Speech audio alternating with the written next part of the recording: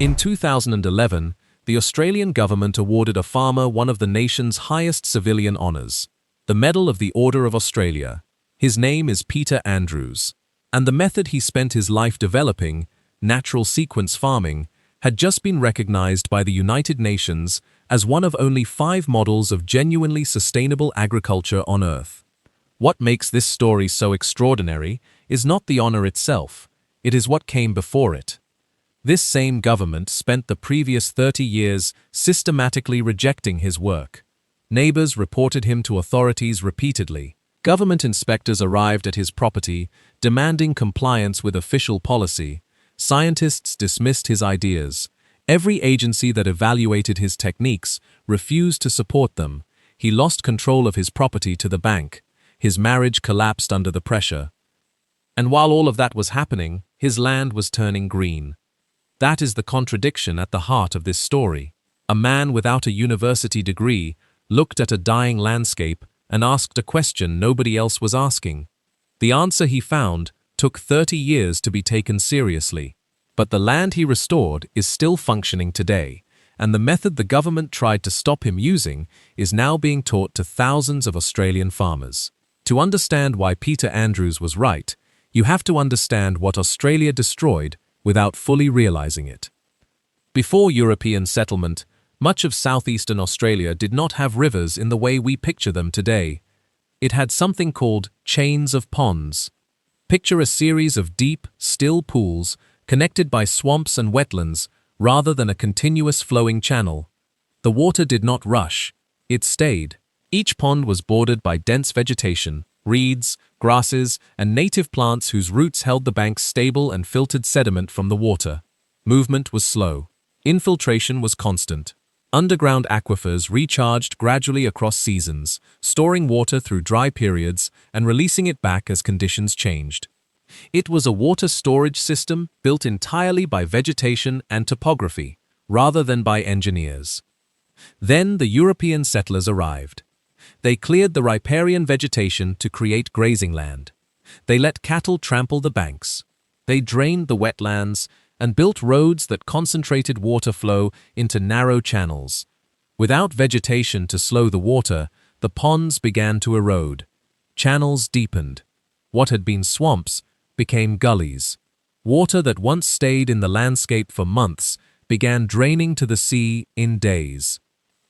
By the middle of the 20th century, 2/3 of Australia's agricultural land showed signs of degradation. Streams that had supported dense vegetation were now incised trenches. Floodplains that had once filtered and stored water were salinized crusts. The country had broken its own hydrology without quite understanding how. And the official response was to keep clearing, keep draining, keep ripping out the vegetation that remained. In 1973, a racehorse breeder named Peter Andrews purchased a 12,200-hectare property called Tarwin Park in the Bylong Valley of New South Wales. He had grown up in the dusty outback of Broken Hill, and he carried with him a quality that formal education does not reliably produce, an almost obsessive ability to observe the landscape and ask questions about what he was seeing. What he saw at Tarwin Park was a disaster. The central creek had eroded into a 2-meter-deep gully. Salts that had once been diluted by regular water movement were now concentrated on the soil surface.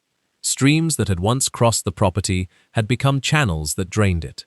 The land was broken in the way that hundreds of thousands of Australian properties were broken by the 1970s, not through one catastrophic event, but through the slow, cumulative effect of a management system that moved water away from the landscape rather than keeping it there. But Peter Andrews noticed something the scientists did not. He observed the dry patterns on the floodplains. He studied where the old pond systems used to be. He looked at where the willows were growing, the same willows that official government policy classified as weeds of national significance, and he asked a different question entirely. Not, how do we remove these weeds from our waterways, but, what if there is water wherever willows are growing? He did not see the willows as the problem, he saw them as indicators, plants that only grow where water is already present. The willows were not draining the landscape. They were the last survivors of a hydrological cycle that had been broken by a century of the wrong decisions. And if that was true, then the millions of dollars being spent ripping them out of Australian rivers was not solving the problem, it was accelerating it. The method. What Peter Andrews developed over the following decades became known as natural sequence farming, and it contradicted, almost point by point, everything Australian land management policy was built on. Official policy was clear. Willows are weeds of national significance and must be removed from all watercourses. Reeds obstruct water flow and must be eliminated. Between the 1970s and the 2000s, millions of dollars were spent ripping willows from more than 30,000 kilometers of Australian rivers. The rivers kept drying up anyway. The floodplains kept salinizing. The degradation continued. Peter Andrews did the opposite. He began building small barriers in the creek using materials already on the property: rocks, fallen logs, hay bales. He called them leaky weirs. Each one cost between 200 and 400 Australian dollars to construct. They were not designed to stop the water, they were designed to slow it down. Then he planted reeds, grasses, and willows along the banks, anything that would establish quickly in wet conditions.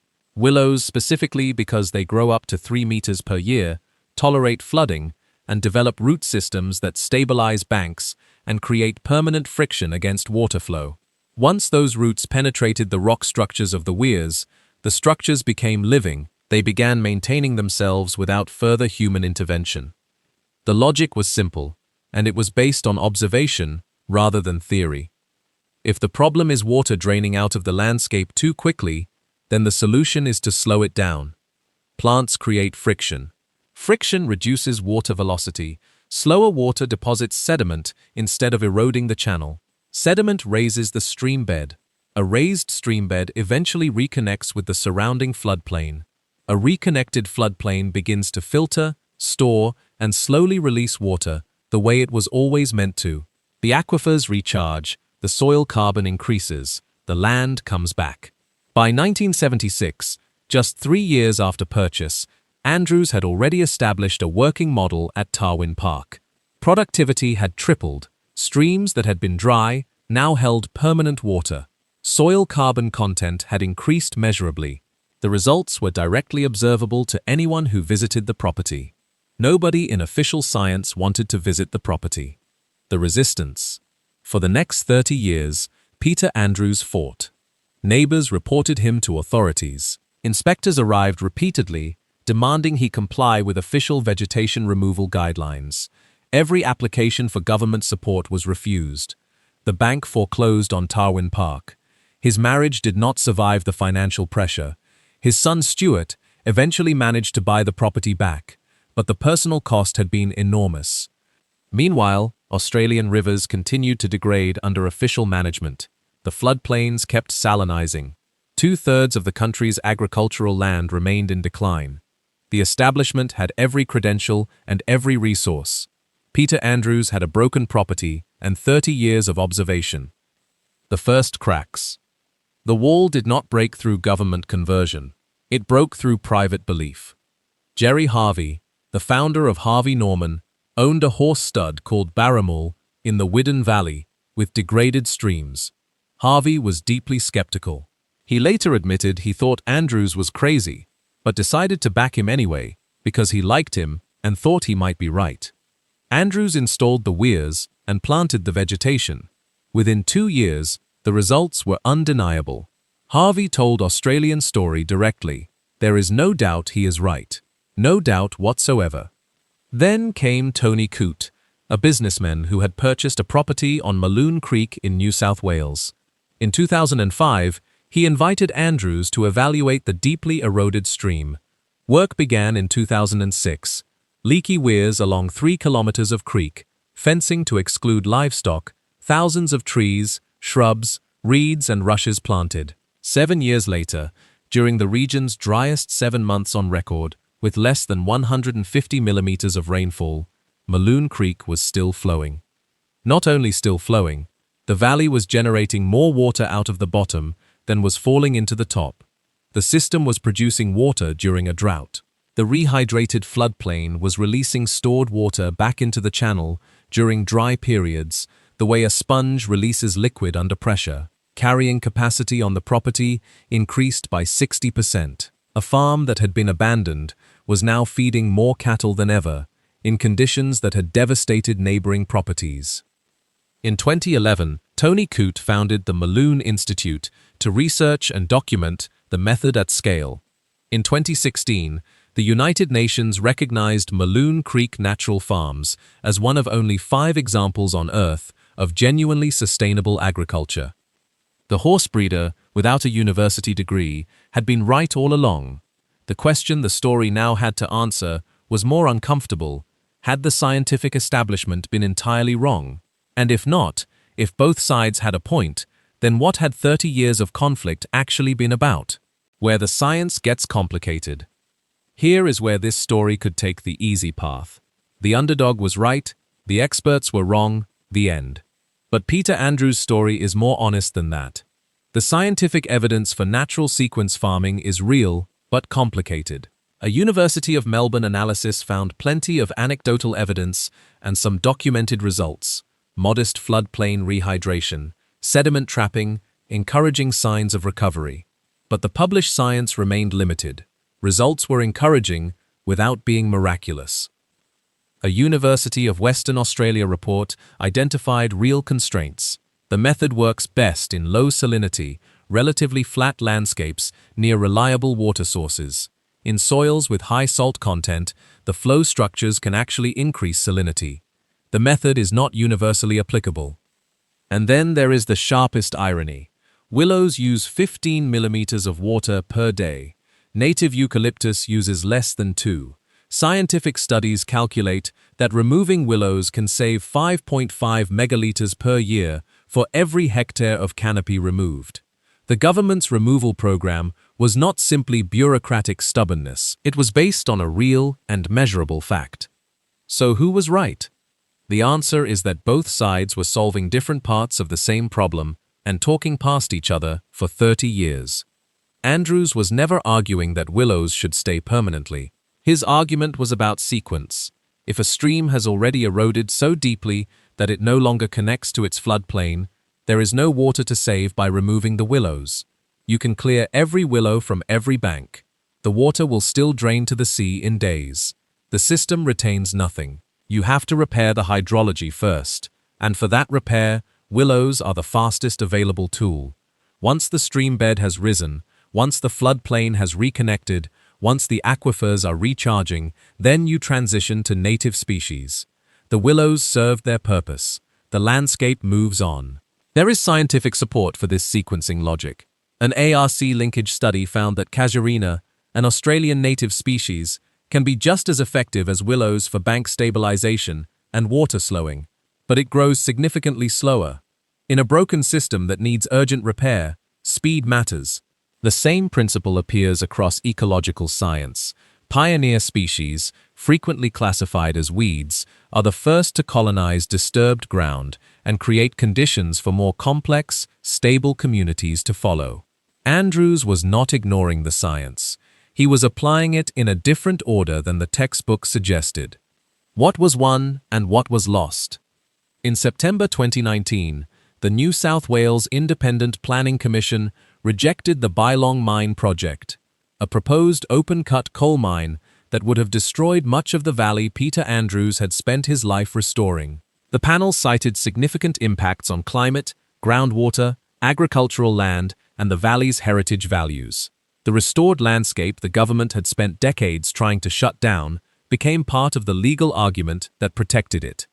On January 26, 2011, Peter Andrews received the Medal of the Order of Australia. The same institutions that had sent inspectors to his property were now formally honoring his life's work. It was the kind of ending that sounds satisfying and is also, if you look closely, a measure of how much time was lost. The method was working by 1976. It was not recognized until 2011. During those 35 years, Australian rivers continued to degrade under official policy, while the solution was already demonstrated in the Bylong Valley. Nobody asked to look at it seriously for 3 decades. Peter Andrews is now in his mid-80s. By the end of 2022, more than 1,000 farmers had completed training in his methods. The Malone Institute continues operating across 23,000 hectares of floodplain and adjacent land. The question that remains. The lesson is not that experts are always wrong. The scientific concerns about willow water consumption were real. The limitations of the method in high salinity soils are real. The lesson is about what gets ignored and why. A racehorse breeder from Broken Hill, without the right credentials, observed something in a broken landscape and followed it for 50 years. The institutional system lacked the framework to evaluate what he was doing, so it defaulted to obstruction. By the time it caught up, the landscape had already proved the point. How many other solutions are waiting in the same position right now? Australia spent millions ripping willows from its rivers, while a horse breeder demonstrated that those same plants were the fastest tool for repairing what the clearing had destroyed. One approach was official policy, the other was considered crazy. Somewhere on some farm right now, someone is doing something their neighbors consider idiotic. What if they are right? Do you know someone who was ignored for years before being proved right? In farming, in medicine, in technology, or in anything else? Leave their story in the comments below. These are the cases worth documenting and discussing. This channel covers restoration, rewilding, and the people who fight to repair damaged landscapes. If you want the next discovery when it lands, subscribe and turn on the notification. And if this story made you think about what else we might be getting wrong, the next video covers what happened when Australia invested $20 million to rebuild the oyster reefs that colonists burned to make cement. The results are not what anyone predicted. It is playing right now.